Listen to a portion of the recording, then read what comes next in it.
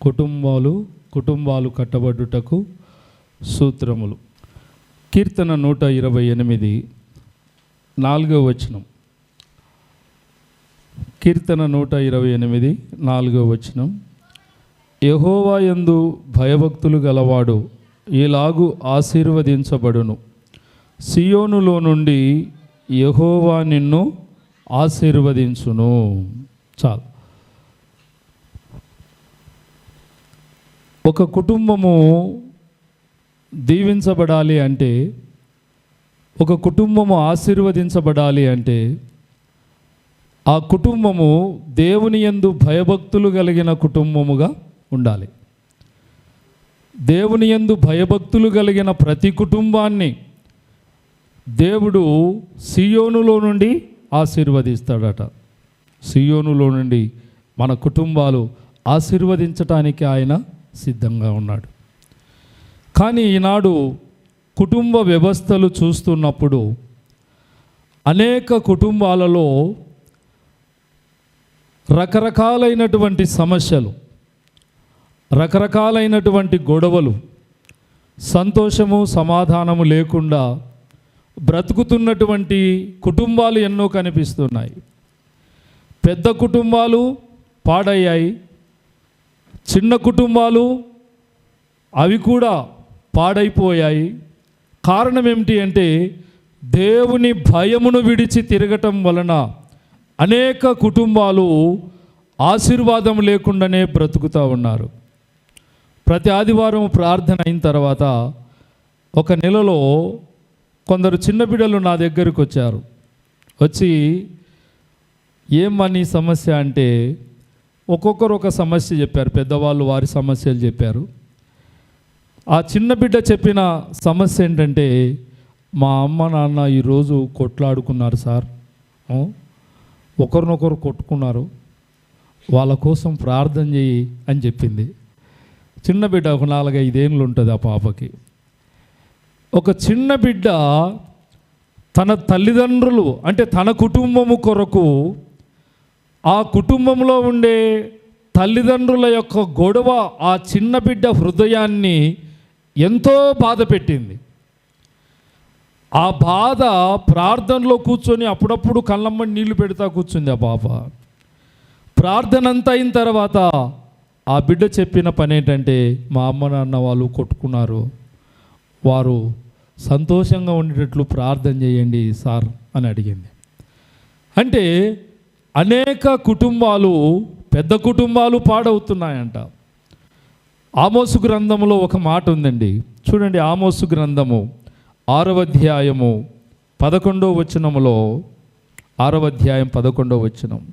ఏలయనగా గొప్ప కుటుంబములు పాడగుననియు చిన్న కుటుంబములు చీలిపోవుననియు యెహోవా ఆజ్ఞ ఇచ్చి ఉన్నాడు అంట. గొప్ప కుటుంబాలు అంటే పెద్ద కుటుంబాలు అంటే తల్లి, తండ్రి, అన్నదమ్ములు, అక్క చెల్లెళ్ళు, కొడుకులు, కోడళ్ళు, కూతురులు, అల్లుళ్ళు, మనుమళ్ళు, మనవరాళ్ళు, వీళ్ళందరూ కలిసి ఉండేది ఏం కుటుంబం? అది పెద్ద కుటుంబం. భార్యాభర్త, నా కొడుకు, నా కూతురు అనుకునేది చిన్న కుటుంబం. అంటే పెద్ద కుటుంబాల్లో కూడా సమస్యలు తలెత్తుతున్నాయి, ఒకరికొకరు పడటం లేదు. చిన్న కుటుంబాల్లో కూడా సమాధానం ఉండటం లేదు, చిన్న కుటుంబాలు కూడా పాడవుతున్నాయంట. దేవుని వాక్యములో గొప్ప కుటుంబములు పాడగుననియు చిన్న కుటుంబములు చీలిపోవుననియు, అక్కడ ఆమోసు గ్రంథం 6వ అధ్యాయం 11వ వచనములో దేవుడే అక్కడ చెబుతున్నటువంటి మాట. పెద్ద కుటుంబాలు ఎందుకు పాడవుతున్నాయి, చిన్న కుటుంబాలు ఎందుకు చీలిపోతున్నాయి అంటే దానికి కారణం ఒకటే, వారు దేవుని యందు భయభక్తులు కలిగి జీవించకపోవటమే. కుటుంబంలో సమస్యలు రావటానికి, కుటుంబము సంతోషంగా జీవించకపోవటానికి, కుటుంబంలో నెమ్మది లేకపోవటానికి, కుటుంబంలో ఆశీర్వాదాలు లేకపోవటానికి ముఖ్యమైన మూలమైన కారణం ఏంటంటే దేవుని భయమును విడిచి తిరగటమే. భార్యాభర్తల మధ్యలో దేవుని భయం లేదు, భర్త ప్రార్థనకు వస్తే భార్యకేమో భక్తి ఉండదు, భార్య భక్తిపరురాలైతే భర్తకేమో భక్తి ఉండదు. భక్తి లేనందువలన ఒకరికొకరు గొడవలు వచ్చి ఆ గొడవలు చిలికి చిలికి ఏమవుతుందంట, చిలికి చిలికి గాలివాన అవుతుంది. చిలికి చిలికి గాలివాన అయి అది పెద్ద భూకంపముగా భయంకరంగా తయారైపోతుంది. అలా చిలికి చిలికి గాలివాలైనటువంటి కుటుంబాలు, అనేక కుటుంబాలలో రకరకాలైనటువంటి విషాదాలు చోటు చేసుకున్నాయి.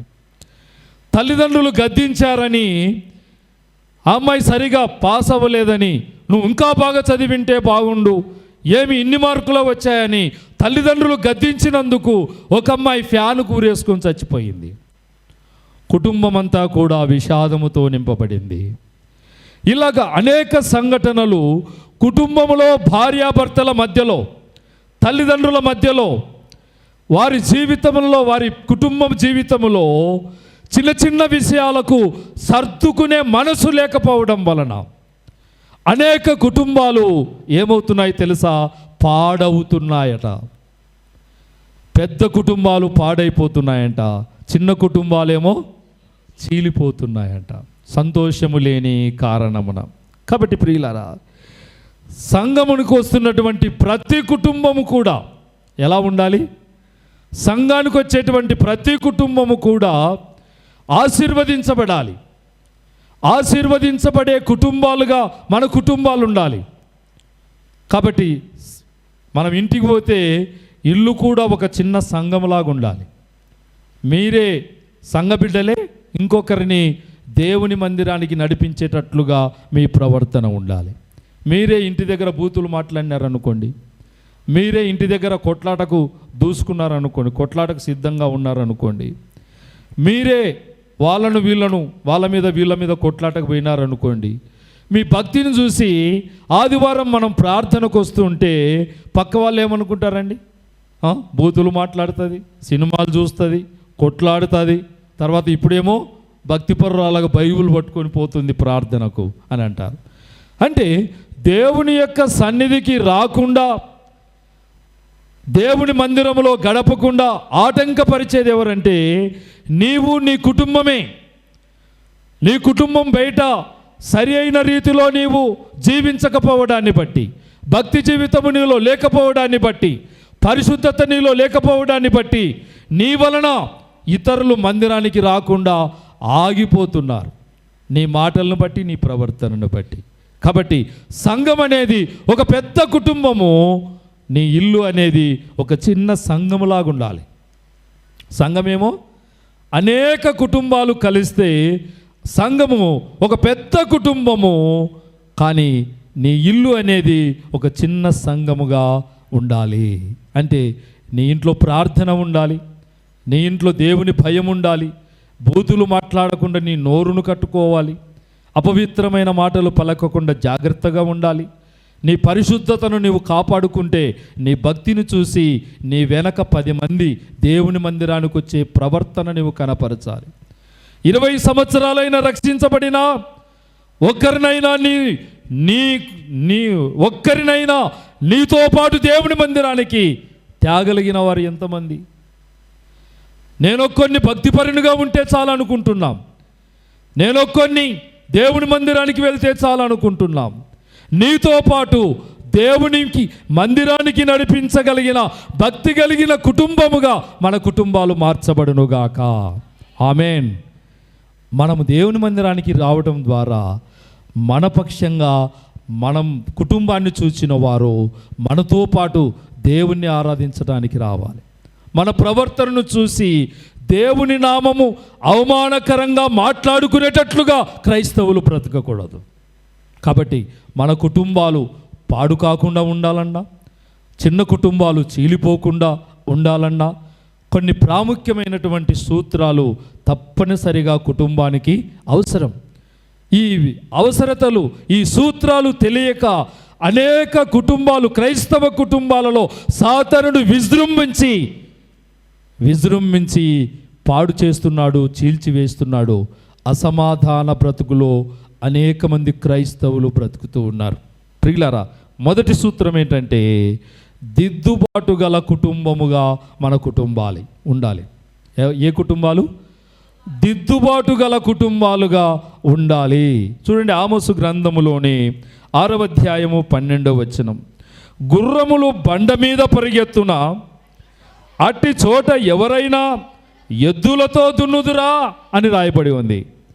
గుర్రములు బండ మీద పరిగెత్తున, అట్టి చోట ఎవరైనా ఎద్దులతో దున్నుదురా అంటే బండల మీద గుర్రాలు పరిగెత్తలేవు. బండల మీద గుర్రాలు పరిగెత్తలేవు. తర్వాత బండల మీద ఎద్దులు దున్నలేవు. భూమిని అయితే దున్నుతాయి కానీ బండల మీద ఎట్లా దున్నుతాయి ఎద్దులు? అంటే ఈ వచనములో నాకు అర్థమైన సంగతి ఏంటంటే, అనేక క్రైస్తవ కుటుంబాలలో గుర్రము ఎలా పరిగెత్తుతుందో అలా పరిగెత్తగలిగిన హై స్పీడ్ అంటే జ్ఞానము కలిగినటువంటి కుమారులు కుమార్తెలు ఈ ప్రస్తుత యుగంలో పుట్టారు. డిజిటల్ యుగం ఇదంతా కూడా.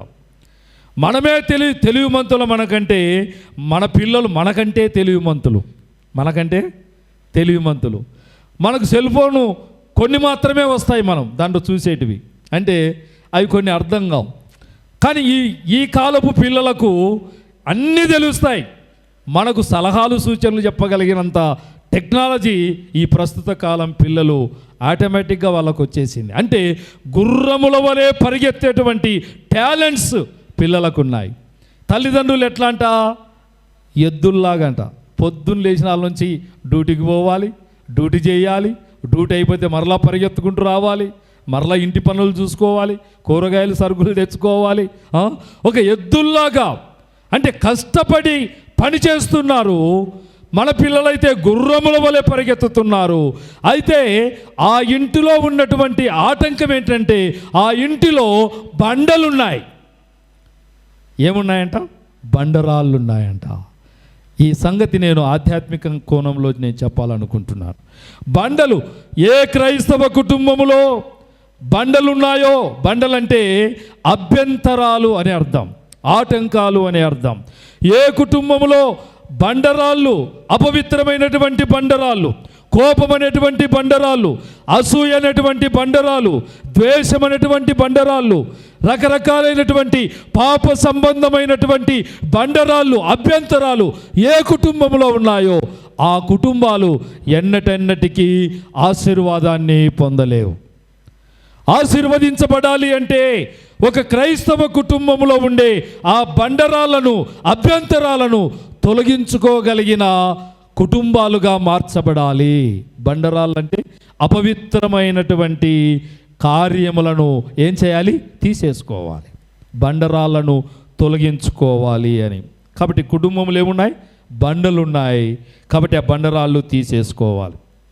1 కొరింథీ పత్రిక 4వ అధ్యాయం 4వ వచనంలో అపోస్తలుడైన పౌలు గారు ఒక మాట చెప్తారు.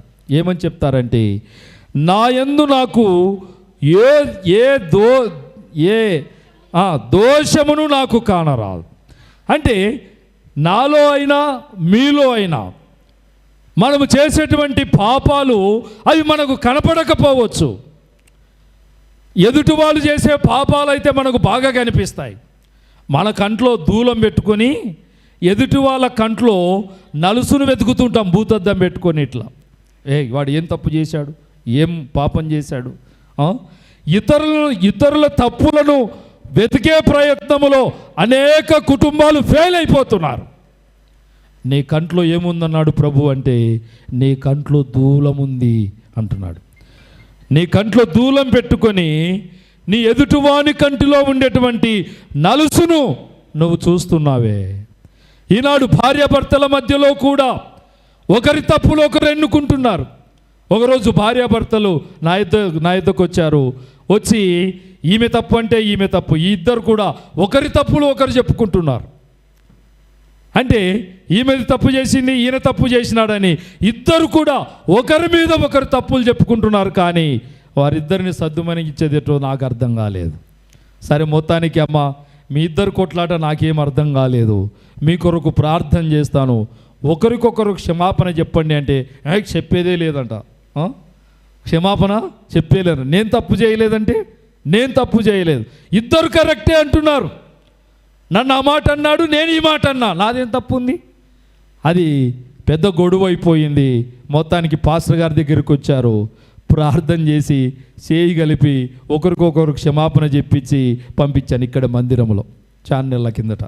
అంటే భార్యాభర్తల మధ్యలో ఒకరి దోషం అంటే ఇతరుల దోషాన్ని చూడటానికి ప్రయత్నిస్తున్నాము, కానీ మన దోషము మనము గుర్తుపట్టడం లేదు. కానీ ఈ వాక్యములో చెప్తున్న మాట ఏంటంటే, నీలో ఉండే బండరాళ్ళు నువ్వు తొలగించుకోవాలి. నీ హృదయంలో ఉండే పాపమనే బండరాళ్ళు తీసేసుకోవాలి. పౌలు చెప్తున్న మాట ఏంటంటే, నా యందు నాకు ఏ దోషము కనపడడం లేదు అంటున్నాడు. మనకు మన దోషాలు కనపడకపోవచ్చు, ఎదుటివారికి కనిపించవచ్చు, కానీ ఆ దోషముల విషయంలో, ఆ బండరాళ్ళ విషయంలో ఎప్పుడైతే నువ్వు వాటిని తొలగించుకుంటావో నీ జీవితంలో సంతోషము ఆ రోజు నుంచి ప్రారంభమవుతుంది. చప్పట్లు కొడదాం, దేవునికి స్తోత్రం. అంటే నీ కుటుంబము దీవించబడటానికి, నీ కుటుంబము కట్టబడటానికి మొట్టమొదటి సూత్రం ఏంటంటే, భార్యాభర్తల మధ్యలో కానీ కుటుంబంలో మధ్యలో కానీ ఏవైతే బండరాళ్ళు నిలిచి మిమ్మల్ని బాధిస్తున్నాయో ఆ బండరాలను తొలగించుకున్నప్పుడు, ఆ బండరాలను సరిచేసుకున్నప్పుడు మీ జీవితాలు ఆశీర్వదించబడతాయి. అంటే పాపములను ఏం చేసుకోవాలి? దిద్దుబాటు చేసుకోవాలి. ఎవరిది పొరపాటైతే వాళ్ళు క్షమాపణ అడిగే మనసు భార్యాభర్తల మధ్యలో ఉండాలి. క్షమాపణ లేకపోతే అది సమస్యకు దారి తీస్తుంది. చివరికి కోర్టు, పోలీస్ స్టేషన్ల చుట్టూ తిరుగుతున్న భార్యాభర్తలు ఎంతోమంది ఉన్నారు. నాకు తెలిసిన ఒక డాక్టర్ గారు, ఒక డాక్టరమ్మ గారు ఉన్నారు. దాదాపు ఇప్పటికీ 25 సంవత్సరాలు పైన పడింది. ఇద్దరు కూడా మరి భార్యనేమో మంచి క్రైస్తవురాలే, కానీ వారిద్దరికి ఎక్కడ వచ్చిందో సమస్య మనకు తెలియదు. కానీ వారిద్దరు విడిపోయి ఇప్పటికి 25 సంవత్సరాలు అయ్యింది. పోనీ విడిపోయి వేరే వేరేగా ఉన్నారంటే వేరే వేరేగా కూడా లేరు. ఒకే ఇంట్లో ఒక బెడ్రూమ్లో ఆయన ఉంటాడు, ఒక బెడ్రూమ్లో ఆమె ఉంటుంది. ప్రియులారా, అంటే 25 సంవత్సరాలైనా ఒకరికొకరు క్షమాపణ చెప్పుకుందామన్న మనసు లేక ఇద్దరు ముసలోళ్ళు అయిపోయారు. ఇప్పుడు వయసులో ఉన్నప్పుడు ఒక కొడుకు పుట్టిన తర్వాత వారిద్దరు విడిపోయి ఇద్దరు ఒకే ఇంట్లో ఉంటున్నారు, కానీ ఇద్దరు చూసుకోరు, ఒకరికొకరు మాట్లాడుకోరు. వాళ్ళకు పుట్టిన కొడుకు వాడు పెరిగి పెద్దవాడై డాక్టర్ కోర్స్ చదివి వాడు కూడా, ఆ అబ్బాయి కూడా డాక్టర్ అయ్యి బెంగళూరులో ఒకరోజు ఆకస్మికంగా ఎక్కడో ఒక స్పాట్కు వెళ్ళి ఎక్కడో అక్కడ పడి చనిపోయాడట. అంటే ఎవరో చంపారో తెలియదు, అతడే తాగి నీళ్ళలో పడ్డాడో తెలియదు. ఒక కుటుంబము చీలిపోవటానికి, ఒక కుటుంబం విచ్ఛిన్నం కావటానికి భార్యాభర్తల మధ్యలో దిద్దుబాటు అనేది లేకపోవటం వలన, ఆ బండరాళ్ళు తొలగించుకోకపోవటం వలన ఆ కుటుంబము ఏమైపోయింది? దేవుని చేత ఆశీర్వదించబడవలసిన కుటుంబము, ఆ కుటుంబం ఏమైంది? అది పాడైపోయింది. పెద్ద కుటుంబాలు పాడైపోతాయి అని యెహోవా ఆజ్ఞ ఇచ్చినట్లుగా దేవుని భయము లేని భార్యాభర్తలు, దేవుని సన్నిధిని ప్రేమించలేని భార్యాభర్తలు, దేవుణ్ణి ఆరాధించలేని కుటుంబాలు, వారి కుటుంబాల్లో ఉండే బండరాలను తీసివేసుకోకపోతే, దిద్దుబాటు లేకపోతే కుటుంబాలు చీలిపోయే ప్రమాదం ఉంది. అందుకే కుటుంబము కట్టబడుటకు మొదటి సూత్రం ఏంటంటే, కుటుంబములో భార్యాభర్తల మధ్యలో ఏముండాలి? దిద్దుబాటు ఉండాలి. దిద్దుబాటు కలిగిన కుటుంబాలను దేవుడు ఆశీర్వదించడానికి ఆయన సిద్ధ మనసు కలిగి ఉన్నాడు. హల్లెలూయా చెప్దాం, గడి చెప్దాం, హల్లెలూయా. ఏ భార్యాభర్తలు ఒకరినొకరు సర్దుకొని దిద్దుబాటు చేసుకుంటారో ఆ కుటుంబాలలో అద్భుతమైనటువంటి కార్యాలు దేవుడు చేస్తాడు. కాబట్టి ప్రియులారా, ఒక కుటుంబము ఈ మధ్యకాలంలో ఒక సాక్ష్యం చెప్పారు. ఆ ఇంటికి ప్రార్థన చేయడానికి వెళ్ళాను. ఏ ఇల్లో కాదు, ఈ ఇంటి వెనక, మన చర్చ్ వెనక ఉన్న ఇల్లే, అక్కమ్మక్క ఇంటికి వెళ్ళాను. అక్కడికి వెళ్ళిన తర్వాత అక్కడ వాళ్ళిద్దరూ భార్యాభర్తలు ఉన్నారు. అయితే ఏమాయా మీరు ప్రార్థనకు రారు, చర్చి వెనకనే ఉన్నారు, నువ్వు రావాలని ఆ ఇంటి యజమానితో చెప్తే, సార్ నాకు రావాలని చాలా మనసు ఉంటుంది, కానీ ఒక్కోసారి రాలేకపోతున్నాను, అని చాలా బాధపడ్డాడు. తర్వాత వాళ్ళ కోడళ్ళ గురించి చెబుతూ మా కోడలు ఏమని చెప్పాడంటే మా కోడలు దేవత సార్ అన్నాడు. అంటే ఒక అత్తామామలు ఒక కోడలను గూర్చి దేవత అని చెప్పగలిగారంటే ఆ కోడలు ఆ కుటుంబంలో ఎలా జీవిస్తుందో మనకు అర్థమవుతుంది. చెప్తారు చెప్పండి, అత్తమామలు కోడల గురించి మంచి చెప్పే వాళ్ళు ఉన్నారా? ఎవరో 100కి ఒక 5-10% తప్ప మిగిలిన 90% వచ్చేది అత్తా కోడళ్ళ మధ్యలోనే. అత్తా కోడళ్ళ మధ్యలోనే సమస్యలు వస్తాయి. అత్త ఒక మాట అంటే ఓర్చుకోలేరు కోడళ్ళు. హే నన్నంటావా అని తిరుగుబాటు చేస్తారు. ఏమ్మా ఇంటి దగ్గర అమ్మ కొడుతుంది, కర్ర తీసుకొని కొడుతుంది, తిడుతుంది, రోడ్ల మడి ఉరికిచ్చి కొడుతుంది అమ్మ. ఇంటి దగ్గర ఉన్నప్పుడు మనం తప్పు చేస్తే ఇంట్లో పని చేయకపోయినా తిడుతుంది అమ్మ, ఇంట్లో బట్టలు ఉతుకోకపోయినా తిడుతుంది అమ్మ. అమ్మ ఎన్నైనా తిట్టొచ్చు, కానీ ఎవరు తిట్టకూడదు? అత్త తిట్టకూడదు. అత్త తిడితే ఇక వీళ్ళు తట్టుకోలేరన్నమాట. కానీ నేను చెప్పే మాట ఏంటంటే, అమ్మ ఎన్నిసార్లు తిట్టినా నువ్వు ఓర్చుకున్నావే, అత్త ఒక్కసారి తిడితే ఓర్చుకుంటే నీ సంసారము నీ కుటుంబము ఎంతో ఆశీర్వాదకరంగా ఉంటుంది. కాబట్టి అత్తల మీద తిరుగుబాటు చేసే కోడళ్ళ మీద తిరుగుబాటు చేసేటువంటి అత్తలు, వీళ్ళైన అత్తవాళ్ళు కూడా ఏం మంచి అత్తవాళ్ళు కూడా కోడళ్ళను ఓర్చుకోలేరు. బిడ్డలను అయితే ఓర్చుకుంటారు కానీ కోడళ్ళను ఓర్చుకోలేరు. వారు చిన్న పని ఎక్కడ తప్పు చేస్తారో పట్టుకుందామని భూతద్దం పెట్టుకొని కాసుకొని కూర్చుంటారు వాళ్ళు కూడా. కాబట్టి అలాంటి కుటుంబాలలో దేవుడు కార్యాలు చేయడు. కాబట్టి అత్తామామలు, అన్నదమ్ములు, అక్క చెల్లెళ్ళు, తల్లిదండ్రులు, కొడుకు కోడళ్ళ మధ్యలో పెద్ద కుటుంబాలు పాడవకుండా ఉండాలి అంటే ఏం చేయాలి? ఆ కుటుంబములో దిద్దుబాటు అనేది చాలా అవసరం. దిద్దుబాటు లేని కుటుంబాలు చిలికి గాలివానై తుఫానుగా మారి కుటుంబాలు విచ్ఛిన్నమైపోయే ప్రమాదం ఉంది. దేవునికి స్తోత్రం. ఇక రెండవది ఏంటంటే చూడండి, అదే 6వ అధ్యాయము, ఆమోసు గ్రంథం 6వ అధ్యాయము 12వ వచనము. అయినను మా శక్తి చేతనే బలము తెచ్చుకుందుమని చెప్పుకొను మీరు వ్యర్థమైన దానిని బట్టి సంతోషించు మీరు అంటున్నాడు. ఇక్కడ రెండవ మాట దేవుడు నాకు జ్ఞాపకం చేసిన మాట ఏంటంటే, ఒక కుటుంబము కట్టబడుటకు రెండవ సూత్రం ఏంటంటే దేవుని యొక్క చిత్తమును నెరవేర్చే కుటుంబాలుగా ఉండాలి. మొదటిది దిద్దుబాటు కలిగిన కుటుంబం ఉండాలి. ఏ విషయాల్లో తప్పిపోతున్నామో, ఏ విషయంలో పాపం చేశామో, ఏ విషయంలో భార్య మీద తిరుగుబాటు చేశామో, ఏ విషయంలో భర్త విషయంలో తిరుగుబాటు చేశామో, పిల్లల విషయంలో పాపం చేశామో, తల్లిదండ్రుల విషయంలో పాపం చేశామో, ఆ బండరాళ్ళు మనము తొలగించుకొని మన ఆధ్యాత్మిక జీవితాన్ని దిద్దుబాటు చేసుకునే క్రైస్తవులంగా మనం బ్రతికితే మన కుటుంబము ఒక చిన్న పరలోకములాగా ఉంటుంది. దేవునికి స్తోత్రం. హల్లెలూయా. చిన్న వాటికి గొడవ పడితే అవి పెద్ద సమస్యలై ఆత్మహత్యలు చేసుకున్నటువంటి వారు, కిరోసిన్ పోసి అంటించుకొని చనిపోయిన వారు, రైలు కింద పడి చనిపోయిన వారు, బస్సుల కింద పడి చనిపోయిన వారు, బావిల్లో దూకి చనిపోయినటువంటి వారు, చిన్న సమస్యలను దిద్దుబాటు చేసుకోక అనేక మంది ఆకస్మిక మరణాలు పొందిన వారు చరిత్రలో ఎంతోమందిని మనం చూస్తూ ఉన్నాం. క్రైస్తవ కుటుంబాలు అట్లా ఉండకపోదురుగాక. ఆమెన్ చెప్పండి. ఆమెన్. కాబట్టి మొదటిది దిద్దుబాటు చేసుకునే కుటుంబాలుగా ఉండాలి. రెండవది వచ్చేసి దేవుని చిత్తమును నెరవేర్చే కుటుంబాలుగా ఉండాలి. ఎలా ఉండాలి? దేవుని చిత్తమును నెరవేర్చే కుటుంబాలుగా ఉండాలి. అయినను మా శక్తి చేతనే బలము తెచ్చుకుందామని చెప్పుకుంటున్నారంట. అంటే వీళ్ళు ఏం చేస్తున్నారంట? దేవుని మీద ఆధారపడడం విడిచిపెట్టేశారు. మా శక్తి వలననే మేము ఇంత పెద్దవాళ్ళయ్యాం, మా శక్తి వలననే ఇంత జ్ఞానులమయ్యాం, మా శక్తి వలనే ఇంత డబ్బు సంపాదించాం, మా శక్తి వలననే ఇన్ని ఇల్లు కట్టగలిగాం, మా శక్తి వలననే ఇన్ని పొలాలు కొనగలిగాం, మా శక్తి వలననే ఇంత బంగారు సంపాదించుకుందాం అంటే మనుషులు దేవుణ్ణి విడిచిపెట్టి, దేవుని చిత్తాన్ని విడిచిపెట్టి, నన్ను బట్టి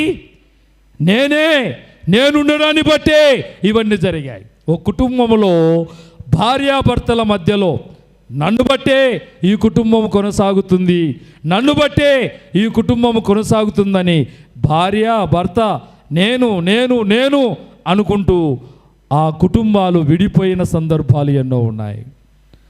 భార్యాభర్తల మధ్యలో వారిద్దరూ ఒకటే. ఎవరు?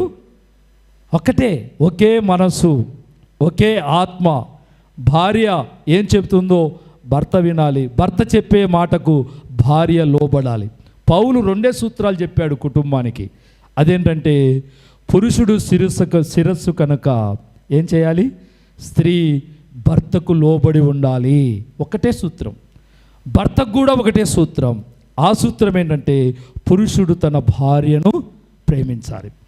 ఈ 2 కరువైనప్పుడు, ఈ 2 లేకపోయినప్పుడు, భర్త భార్యను ప్రేమించకపోయినా, భార్య భర్తకు లోబడకపోయినా, పౌలు చెప్పిన భార్యాభర్తలకు చెప్పిన ఈ సూత్రాలు పాటించని కుటుంబాలు ఏమైపోయాయో తెలుసా? చరిత్రలో కనుమరుగైపోయాయి. ఆశీర్వాదానికి అందరంత దూరంగా కుటుంబాలు విచ్చలవిడిగా చెడిపోయి, చీలిపోయి భయంకరమైన నష్టాల్లో కూరుకుపోయారు. ప్రియ సోదరి సోదరుడా, మన బలము మన శక్తి వలన మనం బ్రతకటం లేదు, దేవుని కృప వలననే బ్రతుకుతున్నాం. ఏదైనా మనం పొందుకున్నామంటే అది మన శక్తి, మన జ్ఞానము, మనం ఉద్యోగం చేయటం వలన మనం సంపాదించింది కాదు. ఉద్యోగం లేని వాళ్ళు కూడా మనకంటే కోటీశ్వరులు చాలామంది ఉన్నారు. కానీ మనం చేసే ఉద్యోగాలను బట్టి, మనం చేసే పనిని బట్టి, మనకుండేటువంటి శక్తిని బట్టి, మనకుండే జ్ఞానాన్ని బట్టి మనం గొప్పవాళ్ళం కాలేదు. దేవుని కృపను బట్టి మనము దీవించబడుతున్నాం. దేవునికి స్తోత్రం. అంటే ఒక క్రైస్తవుడు, ఒక క్రైస్తవ కుటుంబము మన బలాన్ని చూసి విర్రబిగిపోకూడదు. దేవుని చిత్తం మీద ఆధారపడే కుటుంబాలుగా ఉంటే మన కుటుంబాలు దీవెనకరంగా ఉంటాయి. ఆదివారం వచ్చిందంటే ఏం చేయాలి? మన చిత్తం కాదు, దేవుని మందిరములో నేను ఉంటాను ప్రభువా, నీ చిత్తము నెరవేరుస్తాను. ఒక కుటుంబము దేవుని చిత్తాన్ని నెరవేర్చడానికి ఒక అడుగు ముందుకు వేయాలి. ఏం సాకులు చెప్తామండి? నిన్న ఒక సోదరునికి ఫోన్ చేస్తే, నాది బండి చెడిపోయింది, ఈరోజే నేను దాన్ని రిపేర్ చేసుకోవాలా అని చెప్పాడు. ఆదివారం ఎందుకయ్యా, ప్రార్థన అయిపోయిన తర్వాత నువ్వు చేసుకో అని చెప్పాను. అంటే సర్లే సార్ వస్తా అన్నాడు. కానీ దేవుని చిత్తాన్ని పక్కన పెట్టి మనుషుల చిత్తాన్ని, ఆదివారం పరిశుద్ధమైన దినము, దేవుని సన్నిధిలో గడపాలి, దేవుని సన్నిధిలో ఆరాధించాలి, దేవుణ్ణి ఘనపరచాలి అంటే దేవుని చిత్తము నెరవేర్చవలసినటువంటి క్రైస్తవులు స్వచిత్తానికి లోబడటం వలన కుటుంబాలు సంతోషము లేకుండా, ఆశీర్వాదం లేకుండా బ్రతుకుతున్నారు. సాకులు చెప్తావేందయ్యా నువ్వు? ప్రార్థనకు రమ్మంటే సాకులు చెప్తావు? సిగ్గు లేదా నీకు? ఓ క్రైస్తవుడవైండి బాప్తిసం పొంది దేవుని కొరకు సాక్షిగా బ్రతకవలసినటువంటి నీవు సాకులతో దేవుని ఆశీర్వాదాన్ని కోల్పోతున్నావు. అందుకే వారు, ఆనాటి ప్రజలు, మా శక్తి చేత బలము తెచ్చుకుందామని చెప్పుకుంటున్నారట. నీ శక్తి ఒకరోజు ఈ పెరాలిసిస్ వస్తే నీ శక్తి, నీ బలము అంతా కూడా ఒక్క రోజులో కొలాప్స్ అయిపోతుంది. దేవుడు ఆరోగ్యం ఇచ్చాడు కాబట్టే పని చేసుకుంటున్నావు. దేవుడు జ్ఞానం ఇచ్చాడు కాబట్టే పను ఏవైనా చేయగలుగుతున్నావు. దేవుడు ఉద్యోగం ఇచ్చాడు కాబట్టే ఉద్యోగం చేయగలుగుతున్నాం. దేవుడు కాళ్ళు చేతులు బలం ఇచ్చాడు కాబట్టే ఏ పనైనా ఎక్కడికైనా వెళ్ళగలిగి అంతో ఇంతో కడుపు కాలకుండా సంపాదించుకోగలుగుతూ ఉన్నాం. కానీ ప్రియులారా, దేవుడు వాటిని ఒక్క క్షణములో తొలగించి అనేక కుటుంబాలు, రోడ్డున పడిన కుటుంబాలు ఉన్నాయి. నీ శక్తి మీద నువ్వు ఎప్పుడు ఆధారపడవద్దు, నీ బలం మీద నువ్వు ఎప్పుడు ఆధారపడవద్దు. నీవు దేవుని చిత్తం మీద ఆధారపడితే నీ కుటుంబము శాశ్వత కాలము. దేవుని వాక్యంలో ఒక మాట రాయబడి ఉంది, లోకము దాని ఆశయు, చెప్పండి, లోకము దాని ఆశయు గతించిపోచున్నవి, దేవుని చిత్తము జరిగించువాడు నిరంతరము నిలుచును. చెప్పండి, నిరంతరము నిలుచును.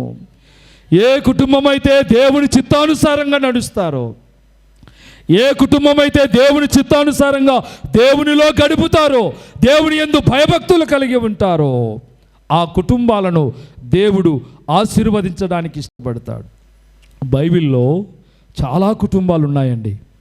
ఆదాము అవ్వల కుటుంబం నుంచి కొత్త నిబంధనలో అకులా ప్రిస్కిల్లా కుటుంబాలు, ఇంకా చాలా కుటుంబాలు, కొన్ని వందల కుటుంబాలు ఉన్నాయి. ఈ వందల కుటుంబాల్లో ఈ కుటుంబం బాగుంది, ఈ కుటుంబము పాడైపోయింది, ఈ కుటుంబము చీలిపోయింది అని మనము ఆలోచన చేస్తే ఒక్క కుటుంబమైనా మీరు చెప్పండి, ఏ కుటుంబం బాగుందో చెప్పండి. ఆదాము కుటుంబం బాగుందా? సాతానుకు చోటిచ్చి దేవుని చిత్తాన్ని పక్కన పెట్టి సాతానుకు చోటిచ్చినందువలన దేవుని శాపాన్ని భార్యాభర్తలు అనుభవించారు. చూసారా? ఒక కుటుంబము దేవుని చిత్తాన్ని తప్పిపోయినప్పుడు వారి కుటుంబ జీవితంలో శాపం వచ్చింది. ఆశీర్వాదానికి బదులుగా శాపాన్ని అనుభవించారు. దేవుడు చెప్పాడు, నేను తినవద్దని చెప్పిన దాన్ని నువ్వు తిన్నావు కాబట్టి నీవు బ్రతుకు దినములన్నిట నీ ముఖపు చెమట కార్చి నీవు ఆహారం తింటావు అన్నాడు. మొట్టమొదటి కుటుంబమే ఫెయిల్ అయిపోయింది. ఆశీర్వదించబడవలసిన కుటుంబము, దిద్దుబాటు చేసుకోవలసిన కుటుంబము, దేవుని చిత్తము కోసము జీవించవలసిన కుటుంబము దేవుని చిత్తాన్ని పక్కన పెట్టడం వలన కుటుంబము కొలాప్స్ అయిపోయింది. అవ్వకు శాపం వచ్చింది, వారిని శోధించిన సర్పానికి శాపం వచ్చేసింది, భూమికి శాపం వచ్చేసింది. ప్రియులారా, శాపగ్రస్తమైన జీవితంలోనికి కుటుంబము నెట్టివేయబడింది. ఇంకా చాలా కుటుంబాలు బైబిల్లో ఉన్నాయి. మంచి కుటుంబం ఏదైనా ఉందా చెప్పండి? ఉందా? ఈ కుటుంబం చాలా పర్ఫెక్ట్ అన్న కుటుంబం బైబిల్లో ఉందా లేదా? చెప్పండి, ఉందా లేదా? యాదో ఒకటి చెప్పండి, ఉందా? యోబు కుటుంబంలో కూడా శోధనలు వచ్చాయి, వాళ్ళు కూడా కుటుంబం అంతా కూడా అతలాకుతలం అయిపోయింది. కానీ ఒక కుటుంబము పాత నిబంధన గ్రంథంలో ఉంది, అది అమ్రాము యోకెబెదు కుటుంబము. దేవునికి స్తోత్రం చేద్దాం. బైబిల్లో కొన్ని వందల కుటుంబాలున్నా ఒకే ఒక కుటుంబము అద్భుతమైనటువంటి కుటుంబముగా ఆ కుటుంబము దీవించబడింది. ఆ కుటుంబంలో తల్లిదండ్రులతో పాటు వారికి పుట్టినటువంటి 3 సంతానం, 2 కుమారులు 1 కుమార్తె. అంటే పెద్ద కుమారుడేమో యాజకుడు, కుమార్తెనేమో ప్రవక్తిని, మరొక కుమారుడేమో 6 లక్షల కాల్బలం ఇజ్రాయేల్ జనాంగాన్ని నడిపించేటువంటి నాయకుడు. దేవునికి స్తోత్రం. ఎంత అద్భుతమైన కుటుంబం అది! ఈ కుటుంబంలో ఈ కొరత ఉంది అని కొరతలు లేని కుటుంబముగా దేవుడు బైబిల్ గ్రంథంలో ఆ కుటుంబాన్ని చరిత్ర ప్రపంచము మరిచిపోకుండా ఆ కుటుంబ చరిత్రను వివరించాడు. దేవునికి స్తోత్రం. దేవుని చిత్తము కొరకు బ్రతికేటువంటి కుటుంబాలను దేవుడు ఆశీర్వాదం వెంట ఆశీర్వాదాన్నిచ్చి నడిపిస్తాడు. దేవునికి స్తోత్రం. హల్లెలూయా. కాబట్టి అమ్రాము అన్న పేరుకి అర్థం ఏంటంటే అనుభవము లేనివాడు అని అర్థం. అమ్రాము అంటే చెప్పండి, అమ్రాము అంటే అనుభవము లేనివాడు అని అర్థం. యోకెబెదు అంటే యెహోవా మహాత్మ్యము గలవాడు అని అర్థం. యోకెబెదు అంటే యెహోవా మహాత్మ్యము గలవాడు అని అర్థం. అమ్రాము అంటే అనుభవము లేనివాడు. ఒక అనుభవము లేని కుటుంబములో నుంచి యెహోవా ఆశ్చర్యమైన కార్యములు చేసే కుటుంబముగా దేవుడు బైబిల్ చరిత్రలో ఆ కుటుంబాన్ని హైలైట్ చేశాడు. దేవునికి స్తోత్రం. కాబట్టి ప్రియుల, దేవుని మహత్యమైనటువంటి కార్యములు, అద్భుతమైనటువంటి కార్యములు మన కుటుంబ జీవితాల్లో జరగాలంటే రెండవ సూత్రం ఏంటంటే దేవుని చిత్త ప్రకారము జీవించే కుటుంబాలుగా ఉందురుగాక. దేవునికి స్తోత్రం చెప్పండి. హల్లెలూయా. కాబట్టి దేవుని యొక్క పాదాల చెంత దేవుని మీద ఆధారపడితే మన పిల్లలను, మన కుటుంబాలను దేవుడు దీవించటానికి ఆయన సిద్ధ మనసు కలిగి ఉన్నాడు. యెహోవా యందు భయభక్తులు గల వారందరినీ ఆయన ఆశీర్వదిస్తాడట. భయమును విడిచి తిరిగేవారు, వీరు దిద్దుబాటు చేసుకోరు, దేవుని చిత్తం కోసం కనిపెట్టరు, ఆ కుటుంబాలు ఎలా దీవించబడతారు? కాబట్టి కుటుంబాలు దీవించబడాలి అంటే దిద్దుబాటు కలిగిన కుటుంబం ఉండాలి. రెండవది, దేవుని చిత్తాన్ని నెరవేర్చే కుటుంబాలుగా ఉండాలి. అవునండి, దేవుని చిత్తం మనం నెరవేర్చకపోతే మన సొంత చిత్తము, సొంత నిర్ణయాలు తీసుకొని మన కుటుంబాలు ఇప్పటికే పతనమైపోయాయి. కానీ దేవుని చిత్తమును నెరవేరిస్తే నిరంతరము దేవుడు ఆశీర్వదిస్తూనే ఉంటాడు. దేవునికి స్తోత్రం, హల్లెలూయా. తర్వాత మూడవది నేను చెప్తాను, ముగిస్తాను. మూడవది వచ్చేసి అదే 6వ అధ్యాయం 12వ వచనంలో వ్యర్థమైన దానిని బట్టి సంతోషించు మీరు అంటాడు. ముందు మాటలోనేమో ఏం రాయబడింది అక్కడ? ముందు మాట, శక్తి చేతనే మా శక్తి చేత బలము తెచ్చుకుందామని చెప్పుకున్నారంట. ఇప్పుడేమో వ్యర్థమైన దానిని బట్టి సంతోషించేవారు ఉన్నారంట. అంటే ఏంటంటే పరిశుద్ధత కలిగిన కుటుంబాలుగా మనం ఉండాలి. వ్యర్థమైనవి మన ఇంట్లో ఉండకూడదు, వ్యర్థమైన మాటలు ఉండకూడదు, వ్యర్థమైనటువంటి కార్యాలు మన ఇంట్లో ఉండకూడదు, వ్యర్థమైనటువంటి క్రియలు మన కుటుంబంలో ఉండకూడదు. ఏ అపవిత్రమైనటువంటి క్రియలు మన ఇంట్లో మన కుటుంబంలో జరుగుతున్నాయో వాటిని గుర్తుపట్టాలి, వాటిని ఏం చేయాలి? ఎప్పటికప్పుడు దిద్దుబాటు చేసుకోవాలి, దేవుని చిత్తం కొరకు కనిపెట్టాలి. పరిశుద్ధమైన కుటుంబాలుగా మార్చబడునుగాక. ఆమెన్, హల్లెలూయా. కుటుంబంలో ఉండేటువంటి అపవిత్రత నీ కష్టానికి, నష్టానికి అవి కారణాలు అవుతాయి. కాబట్టి ప్రియులారా, ఏం చేయాలి? జాగ్రత్తగా మన పరిశుద్ధతను మనము కాపాడుకోవాలి. తల్లిదండ్రులు పరిశుద్ధులైతే పిల్లలు కూడా పరిశుద్ధులవుతారు. ఒక తల్లిదండ్రులు సాక్ష్యం చెప్పారండి, సార్ మా పిల్లలు ఎంత మంచి వాళ్ళంటే వాళ్ళు ఎక్కడికి వెళ్ళినా ఇండ్లు విడిచిపెడితే కాలేజీకి వెళ్తారు, కాలేజీ వదిలిపెడితే మరలా ఇంటికి వస్తారు. వాళ్ళు ఈరోజు వరకు కూడా వారు మా దృష్టిలో ఎప్పుడూ కూడా పాపం చేయలేదు, ఒక వ్యర్థమైన మాట కూడా మాట్లాడలేదు. అంటే వారి పిల్లల గురించి తల్లిదండ్రులు ఇచ్చేటువంటి స్టేట్మెంట్ ఎలా ఉంది అంటే మా పిల్లలు చాలా భక్తిలో పెరుగుతున్నారు అని. అదే తల్లిదండ్రుల మీద తిరుగుబాటు చేసే పిల్లలు ఉన్నారు, తల్లిదండ్రులను కొట్టే పిల్లలు ఉన్నారు. ఒక ఇంట్లో కుమారుడు తండ్రిని దూషించి కర్రలతో కొట్టి బాధించినటువంటి కుమారులు కూడా, తల్లిదండ్రుల మీద దాడి చేసిన పిల్లలు కూడా ఉన్నారు. ప్రియులారా, కుటుంబములో అపవిత్రత అనేది కుటుంబ నాశనానికి కారణమవుతుంది. మన పిల్లలు ఎలా పెరిగారు? మనలో పరిశుద్ధత ఉందా? మనము దేవుని భయం కలిగి ఉన్నామా? మనము దిద్దుబాటు చేసుకుంటున్నామా? దేవుని చిత్తం కోసం మనం బ్రతుకుతున్నామా? మనమే మందిరానికి రాకపోతే మన పిల్లలు రోడ్ల మీద ఇంట్లో టీవీ పెట్టుకొని సినిమాలు చూస్తూ కూర్చుంటారు. ప్రియులారా, తల్లిదండ్రులలో పరిశుద్ధత పునఃప్రారంభం కావాలి. బైబిల్లో రాయబడిన మాట ఏంటంటే పరిశుద్ధత లేనివాడు ప్రభువును చూడడు అని రాయబడి ఉంది. పరిశుద్ధత లేనివాడు ప్రభువుకు పనికిరాడు, పరిశుద్ధత లేనివాడు ప్రభువును చూడలేడు, పరిశుద్ధత లేనివాడు దేవుని రాజ్యములో అడుగు పెట్టలేడు. నామకార్థ క్రైస్తవుడుగా చరిత్రలో మిగిలిపోతాడు తప్ప దేవుణ్ణి సంతోషపెట్టలేడు. కాబట్టి ప్రియులారా, ఏం చేయాలి?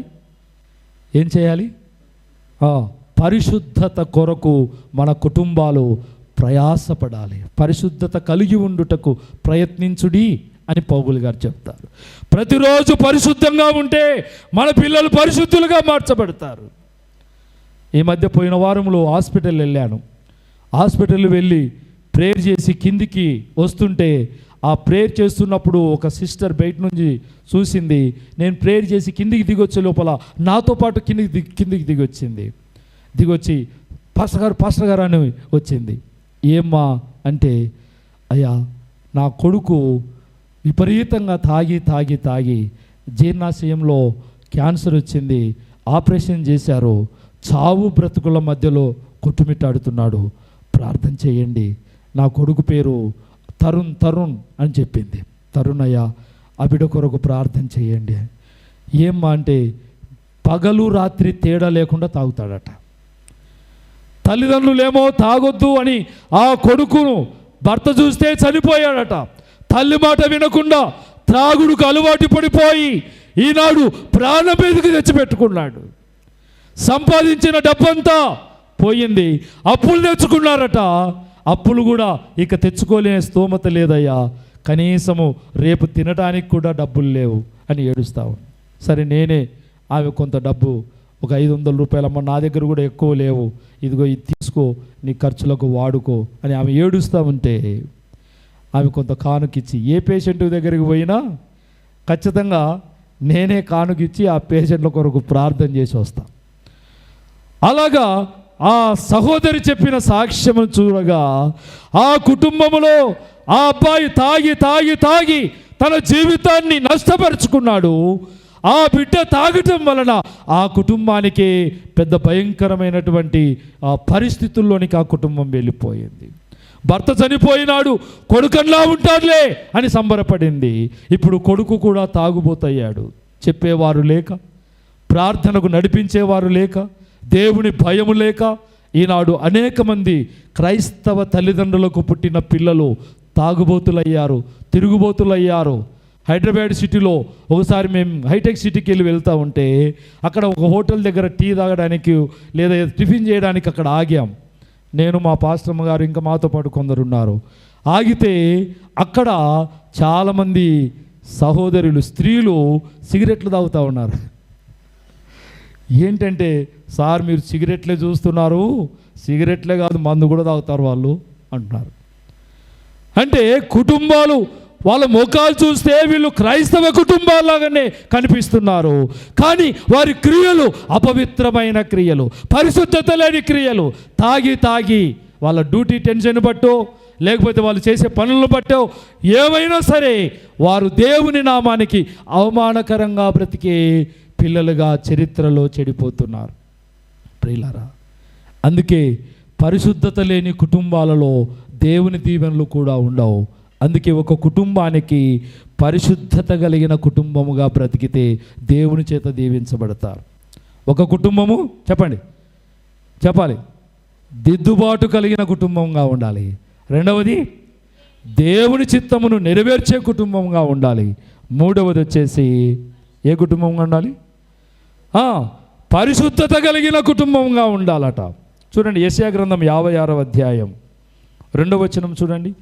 నేను నియమించిన విశ్రాంతి దినమును అపవిత్రపరచకుండా దానిని అనుసరించుచు ఏ కీడు చేయకుండా తన చేతిని బిగబట్టువాడు ధన్యుడు, ఆ ప్రకారము చేసి దాని రూఢిగా గైకొను నరుడు ధన్యుడు అని రాయబడింది. నేను నియమించిన విశ్రాంతి దినమును అపవిత్రపరచకుండా అంటే పరిశుద్ధమైన దినమున నువ్వు ఏ పని చేయకూడదు. పరిశుద్ధమైన దినం వచ్చిందంటే కొంతమంది ఇంటి దగ్గర ప్రార్థనకు రాకుండా వంటలు వండుతూ ఉంటారు, కొంతమంది బట్టలు ఉతుకుతూ ఉంటారు, కొంతమంది చుట్టాలు వచ్చినారని ఎగరగొడతారు, మరికొంతమంది పోదాంలే చీకటి పడినాక పోదాంలే అంటే, కొంతమంది ఇంకా కానీలే 11కు పోదాం, 12కు పోదాం, 1 గంటకు పోదాం, లాస్ట్ ఆశీర్వాదం కన్నా పోదాం. ప్రియులారా, ఇవన్నీ కూడా విశ్రాంతి దినమును అపవిత్రపరిచే క్రియలు అనేక మంది క్రైస్తవ కుటుంబాల్లో ఉన్నాయి. డ్యూటీలకు వెళ్ళేవాళ్ళు ఇసుక డ్యూటీకి వెళ్తారండి. ఎన్ని గంటలకు వెళ్తారు? రాజరత్నం ఉదయం 6 గంటలకే హాజరు కావాలడా. 6 దాటి 1 నిమిషము దాటినా ఏమవుతారు? వెనక్కి వెళ్ళిపోవచ్చు, నీకు ఆ రోజు పని లేదు ఇక. కానీ దేవుని మందిరము 10:30 అంటే 12:30కు వస్తాడు. వీళ్ళను దేవుడు ఎప్పుడో గెంటేస్తాడు. ఆ దేవుడికి నా ఇక్కడ వచ్చి నిలబడితే దేవుడు ఎప్పుడో మనల్ని గెంటేసేవాడు. అంటే విశ్రాంతి దినమును మన ప్రవర్తనను బట్టి అపవిత్రపరుస్తున్నాం. నీకు ఎలా దీవెన వస్తుంది నీ కుటుంబానికి? 10:30కు దేవుని మందిరములు అడుగు పెట్టవలసిన నీవు 12:30 1 గంటకు అడుగు పెడుతున్నావు. పరిశుద్ధమైన దినం విశ్రాంతి దినము, దేవుణ్ణి ఆరాధించే దినము, దేవునికి అవమానకరంగా నువ్వు బ్రతుకుతున్నావేమో. నీ కుటుంబం అలా ఉండటానికి వీలు లేదు. కొత్త సంవత్సరం రోజుననేమో గొప్ప గొప్ప తీర్మానాలు చేస్తారు. 10:30 కల్లా వస్తా సార్ నేను అన్నారు. ఒక 2 వారాలే కనపడ్డారు కొంతమంది. ఇక 3వ వారం నుంచి అడ్రస్ లేదు. కొంతమంది అయితే 10:30కాయ వస్తున్నారు. ఏళ్ళ మీద లెక్క పెట్టవచ్చు అన్నట్టు. అంటే విశ్రాంతి దినమును అపవిత్రపరచకుండా దేవుని యొక్క సన్నిధిలో మనం గడపడానికి సిద్ధపడాలి. తర్వాత ఆ కింది వచ్చిన 4వ వచనం ఏం చెప్తుందంటే, నేను నియమించిన విశ్రాంతి దినములను ఆచరించుచు నాకిష్టమైన వాటిని కోరుకొనుచు అంటున్నాడు దేవుడు. అంటే విశ్రాంతి దినమును అనుసరిస్తూ దేవునికి ఇష్టమైన వాటిని కోరుకోవాలట. మనకిష్టమైనవి కాదు. ఈరోజు మాంసం తెచ్చుకున్నాము, నాకు ఇష్టమేంటి, మాంసం తెచ్చుకున్నాము, ఇవి వండాలి, ఉడకాలి, తినాలి, ఆ తర్వాతనే దేవుడు. మన ఇష్టం అనుకోకూడదు. ఒకవేళ మటన్ తెచ్చుకున్నా అవి పక్కన పడేసి, ఎక్కడ పడేసి, పక్కన పడేసి దేవుని సన్నిధికి రాగలిగే మనసు క్రైస్తవునికి ఉండాలి. నిజమే, అవి వండాలా ఉడకాలంటే అవి సామాన్యంగా ఉడకవు, చాలా టైం తీసుకుంటుంది. ఆ లోపల అయినా ప్రార్థన అంతా అయిపోతుంది. కానీ అలాంటి పొరపాట్లు ఏ కుటుంబము చేయకూడదు.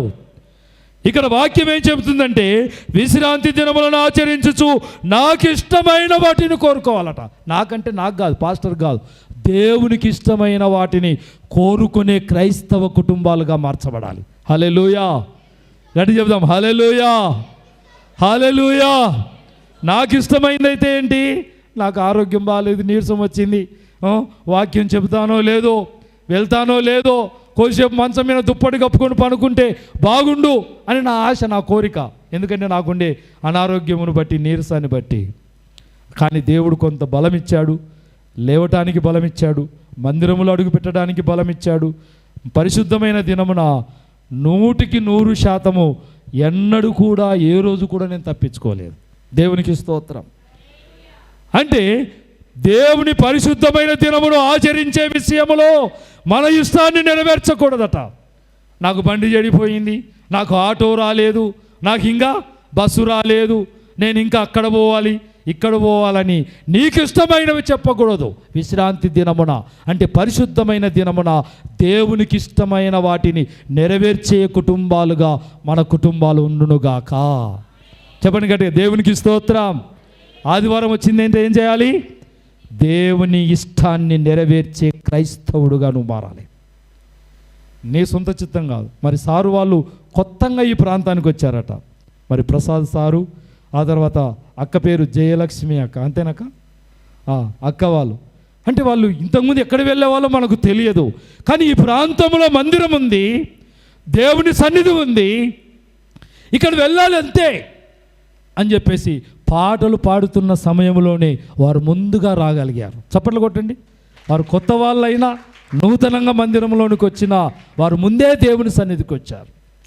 అంటే క్రైస్తవ భక్తి కలిగిన ఒక క్రైస్తవ కుటుంబము విశ్రాంతి దినాన్ని ఆచరించే విషయంలో దేవునికి ఇష్టమైన వాటిని నెరవేర్చాలట. ఈ వాక్యములు అదే, యెషయా గ్రంథంలో చెప్పబడిన మాట అదే. నేను నియమించిన విశ్రాంతి దినములను ఆచరించుచు నాకు ఇష్టమైన వాటిని కోరుకోవాలి. కాబట్టి ప్రియులారా, ఎవరి ఇష్టాన్ని నెరవేర్చాలి? ఆదివారము దేవుని ఇష్టాన్ని నెరవేర్చే కుటుంబాలుగా మన కుటుంబాలు ఉండునుగాక. కాబట్టి సామెతల గ్రంథములో 30:12, సామెతలు 30:12 చూడండి. తమ దృష్టికి తాము శుద్ధులై తమ మాలిన్యము నుండి కడగబడని వారి తరము కలదు అని రాయబడింది అక్కడ. అంటే మనకు మనం మంచోళ్ళం అనుకుంటున్నాం, సాల్లే ఈ భక్తి అనుకుంటున్నాం, బాప్తిసం పొందాం సాల్లే అనుకుంటున్నాం, ఎప్పుడు మనకి ఇష్టం వచ్చినప్పుడు చర్చికి పోదాంలే అని అనుకుంటున్నాం మనం. అంటే మన దృష్టికి ఏమనుకుంటున్నాం మనం? నేను పోయేదే గొప్ప, నేను పోకపోతే ఎట్లా అని అనుకుంటున్నాం. కానీ వాక్యంలో ఇక్కడ ఏం రాయబడింది అంటే, తమ దృష్టికి తాము శుద్ధులై తమ మాలిన్యము నుండి కడగబడని వారి తరము గలదట. అంటే నువ్వు శుద్ధుడవని అనుకుంటున్నావు, పరిశుద్ధుడని అనుకుంటున్నావు, కానీ తమ మాలిన్యము అంటే తమలో ఉండేటువంటి దేవునికి అయిష్టమైన అపవిత్రమైన కార్యాల నుండి నీవు ఏం కావడం లేదంట, కడగబడని తరములో నీవు కూడా ఒక నిలబడిపోయినావంట. మాలిన్యము కడగబడని తరములో నీవు చేర్చబడ్డావు. ఎవరు విశ్రాంతి దినము పరిశుద్ధ దినాన్ని తమ ఇష్టముల కొరకు ఉపయోగిస్తారో వారు తమ మాలిన్యము కడగబడిన తరములో చేర్చబడతారు. పరిశుద్ధ క్రైస్తవ కుటుంబంలో ఆ కుటుంబాలు చేర్చబడవు. నిజమే ప్రియులారా, విశ్రాంతి దినాన్ని దేవుని భయముతో మనము గడపాలి. సాకులతో గడిపితే నీ కుటుంబములో విపత్తులు ప్రారంభమవుతాయి, సమస్యలు ప్రారంభమవుతాయి, ఆశీర్వాదానికి బదులుగా శాపగ్రస్తమైన పరిస్థితులు ఎదురవుతాయి. కాబట్టి చాలా సున్నితమైన చిన్న విషయం ఇది, మనకు తెలియని విషయం ఏం కాదు. తెలిసి ఏం చేస్తున్నాము? మాలిన్యము, కడగబడని ఆ తరములోనికి నెట్టివేయబడుతున్నారు క్రైస్తవులు. ప్రియులారా, ఇప్పటికైనా బుద్ధి తెచ్చుకొని క్రైస్తవ కుటుంబము కట్టబడాలి, ఆధ్యాత్మికంగా ఎదగాలి అంటే ఒకటి దిద్దుబాటు ఉండాలి. రెండవది దేవుని చిత్తమును నెరవేర్చే కుటుంబాలుగా ఉండాలి. మూడవది వచ్చేసి పరిశుద్ధత గల కుటుంబాలుగా ఉండుదురుగాక. ఆమెన్. కాబట్టి మన కుటుంబాల్లో ఈ 3 సూత్రాలు ఏ కుటుంబం అయితే పాటిస్తుందో వారు దేవుని యందు భయభక్తులు కలిగిన వారి లెక్కలో చేర్చబడతారు. యెహోవా యందు భయభక్తులు గలవాడు ఈలాగు ఆశీర్వదించబడును.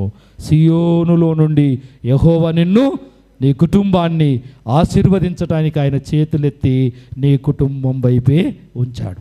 అట్టి కృప మన సంఘ కుటుంబాలన్నిటినీ దేవుడు ఆయన చేతులెత్తి దీవించునుగాక.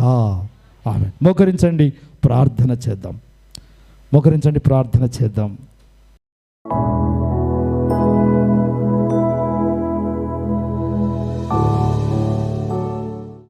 జీవము గల మా తండ్రి పరిశుద్ధుడా, మీ ఘనమైన శ్రేష్టమైన నామమును బట్టి మీకు స్తోత్రములు. నాయనా, మా కుటుంబాలు కట్టబడుటకు మీ వాక్యపు వెలుగులో, మీ లేఖన భాగములలో నుండి మీరిచ్చిన శ్రేష్టమైన మాటలను బట్టి నైనా మీకు స్తోత్రాలు. మా కుటుంబాలు దీవించబడాలని, మా కుటుంబాలు ఆశీర్వాదం పొందాలని, మా కుటుంబాలు సంతోషంగా ఉండాలని నాయనా, ఏ కుటుంబము కూడా పాడు కాకుండా, ఏ కుటుంబము కూడా చీలిపోకుండా కుటుంబాలు కట్టుకొనుటకు నాయన అద్భుతమైన సత్యాలను మీరు మాకు బోధించారు. మా కుటుంబాల్లో దిద్దుబాటు ఉండాలి ప్రభువా. దిద్దుబాటు లేని కుటుంబాలు సంతోషంగా ఎన్నడూ బ్రతకలేవని మీరు జ్ఞాపకం చేశారు. మీ చిత్తమును నెరవేర్చే కుటుంబాలుగా ఉండాలని మీరు జ్ఞాపకం చేశారు. పరిశుద్ధత కలిగిన కుటుంబాలలో నెమ్మది, సంతోషము, సమాధానము ఇచ్చే దేవుడుగా మీరున్నందుకు మీకు స్తోత్రాలు.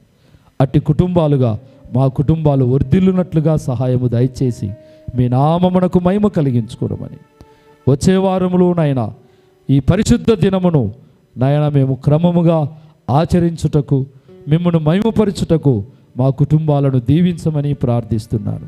వచ్చిన మా బిడ్డలను, కుటుంబాలను మీరు దీవించి ఆశీర్వదించి మీ నామమునకు మహిమ కలిగించుకోనమని, ప్రతి విధమైన ఆటంకాలు మీరు దూరపరచమని యేసు నామములో ప్రార్థించి అడిగి వేడుకొనుచున్నాము తండ్రి. ఆమేన్.